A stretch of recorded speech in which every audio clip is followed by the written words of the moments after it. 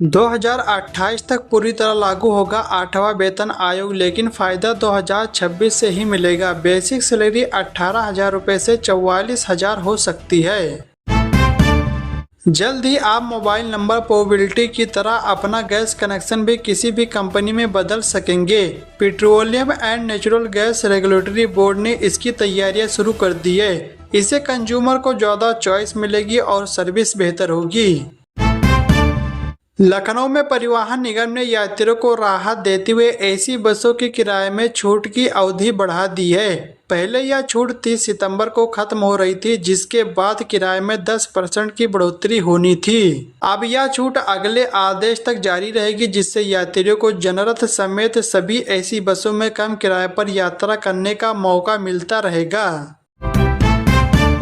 उत्तर प्रदेश सरकार ओबीसी वर्ग के लिए शादी अनुदान योजना में मिलने वाली राशि को बढ़ाने की तैयारी कर रही है। वर्तमान में 20,000 रुपये का अनुदान मिलता है, जिसे बढ़ाकर 60,000 रुपये करने का प्रस्ताव है। मुख्यमंत्री सामूहिक विवाह योजना में भी इतनी ही राशि दी जाती है। इस फैसले से पिछड़ा वर्ग के परिवारों को काफी लाभ होगा। बिहार, यूपी और पश्चिम बंगाल के कई जिलों के लिए लाइफलाइन साबित होने वाले गोरखपुर सिलीगुड़ी एक्सप्रेसवे का निर्माण कार्य तेजी पकड़ रहा है। एक्सप्रेसवे के लिए जमीन अधिग्रहण शुरू भी हो गया है।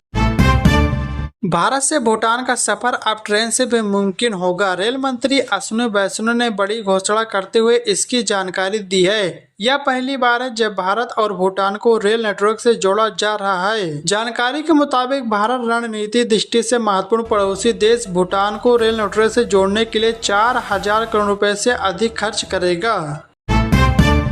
प्रधानमंत्री नरेंद्र मोदी की अध्यक्षता में हुई केंद्रीय कैबिनेट की बैठक में देश में दाल उत्पादन बढ़ाने और आयात पर निर्भरता घटाने के लिए 11,000 करोड़ की 6 वर्षीय योजना को मंजूरी दी गई है।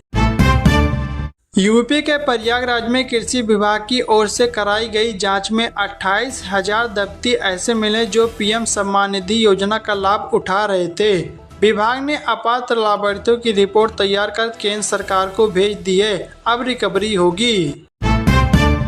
भारतीय रिजर्व बैंक यानी कि आरबीआई ऐसी व्यवस्था बनाने की तैयारी कर रहा है जिसमें कंज्यूमर अगर ईएमआई नहीं चुकाए तो कर्ज पर खरीदा गया प्रोडक्ट और उसकी सेवाएं दूर से बंद की जा सकेगी। इसका उद्देश्य मोबाइल, टीवी, वॉशिंग मशीन जैसे प्रोडक्ट के लिए छोटे कर्जों की वसूली को आसान बनाना है।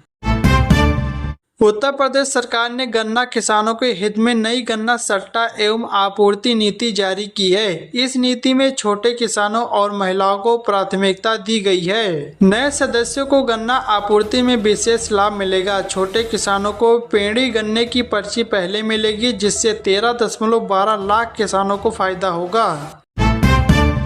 सोने के दाम में गिरावट, चांदी में तेजी। सोना 378 रुपये घटकर 1,16,954 रुपये पर आया। वहीं चांदी 490 रुपये महंगी हुई है, 1,45,000 प्रति किलो पर बिक रही है।